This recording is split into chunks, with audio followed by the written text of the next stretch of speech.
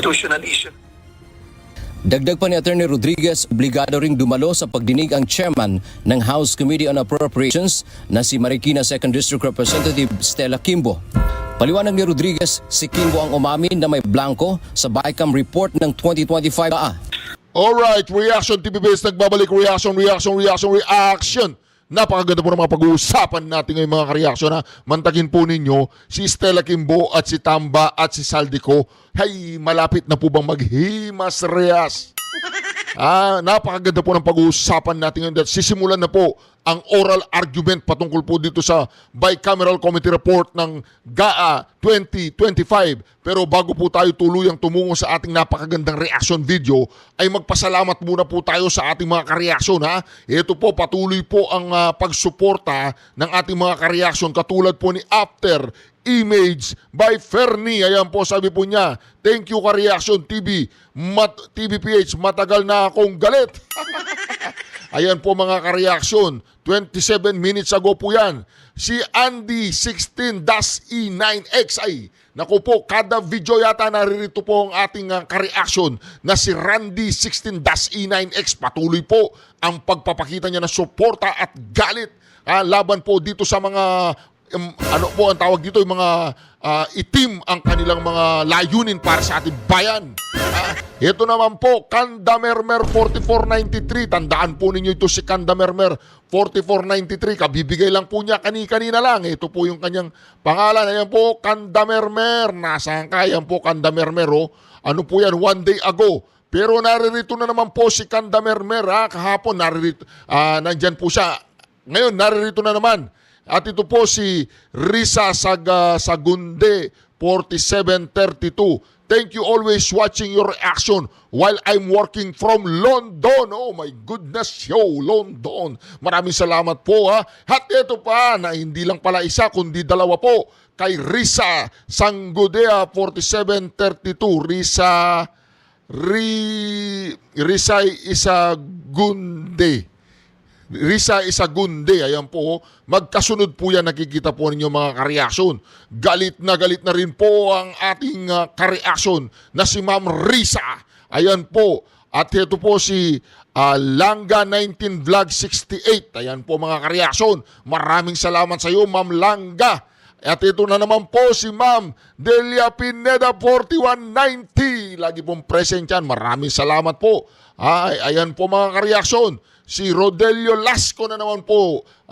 Maraming salamat po. Ayan po si Andy 16-E9X 14 hours ago.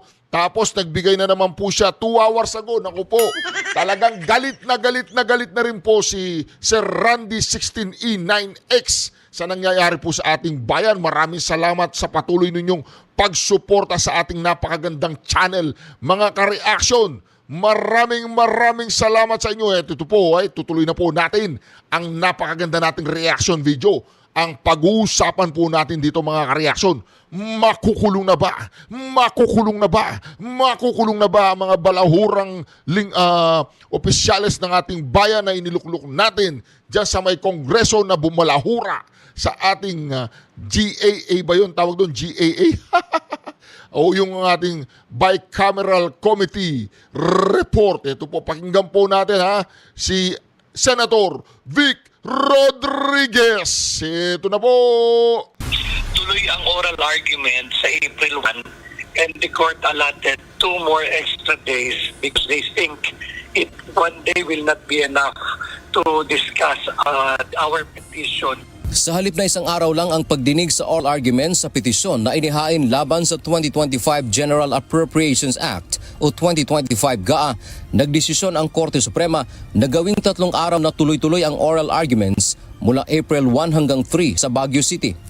Ayon sa petitioner na si dating Executive Secretary Attorney Vic Rodriguez, sinabi ng SC na kulang ang isang araw lang sa dami ng dapat talakaing issue sa petisyon. Nako po! Dapat isang araw lang daw po yan pag-uusapan. Ngunit ang mismong Supreme Court ay nag-request ng 3 araw. Yung isa para kay Tamba, yung isa para kay Saldico, at yung isa para kay Stella Kimbo. Napuno ng letter Q yung buong Marikina, mga kareaksyon. Mga Kimbo.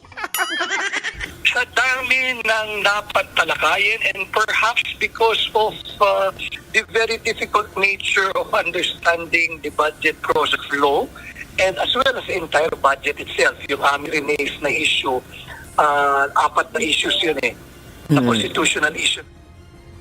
Dagdag pa ni Attorney Rodriguez, obligado ring dumalo sa pagdinig ang chairman ng House Committee on Appropriations na si Marikina 2nd District Representative Stella Kimbo. Paliwanag ni Rodriguez, si Kimbo ang umamin na may blanco sa BICAM report ng 2025 GAA. Si Kimbo ang nag-admit na may blanco. Yun. Oy, Kimbo, isa kang bayani. Magpaliwanag ka dyan, ha, Kimbo, ha? Ayusin mo. Yung galing mong pamamahiya sa ating VP Sara Duterte, ngayon mo gamitin ang tapang mo, ha? Ngayon mo gamitin ang talas ng dila mo, Kimbo. Ngayon mo gamitin. Tingnan natin ang kapal ng apog mo ngayon, Kimbo. At si Tamba. Ano kaya ang pangalan ng Zelda ni Tamba? Zelda 222 para kay Tamba. Di ba mga kareaksyon? Ang sarap yatang pagsamahin yung tatlo, no? Si Tamba, si Kimbo, tsaka si Saldico, no? Sa isang Zelda. Ano kaya mangyayari? Di ba mga kareaksyon? O di ba kaya lang si Tamba, mga kareaksyon, may ano na yan may issue na yan dun sa heavy luggage. Yung mga ganyang issue parang hindi na pinapansin ni Tamba. Ito po mga kareaksyon, ha? Pero sinabi niya, ito raw ay ministerial at iniwan na lang nila para sa mga miyembro ng technical working group, yung mga empleyado ng Senado at ng mababang kapulungan, to fill in the blanks in the bicameral conference committee report. And I think the court would want to be clarified regarding her statement of admission, and at the same time pointing to the members of the technical working group as the one who filled in those blanks. O, di ba? Sabi po ni Stella Kimbo, technical working group daw ang naglagay ng mga numbers. Pwede ba yun? Pwede ba yun? Pirmado na, tapos meron pang mga magsusulat. Oo, ito, ganyan, ha? Ganyan, 10 billion, 25 billion. Ganun ba kabobo yung mga Pilipino? Oy, Stella Kimbo, hindi ka abogada. Hindi ka rin abugago. Hindi ka rin abugaga. Ano ka? Kimbo ka. Bukod kay Congresswoman Kimbo, ipinag-utos din ng SC na dumalo ang Technical Working Group ng Senado at House of Representatives. Naku po. Magkakandaletse-letse na to. Si Kimbo, yung Technical Working Group.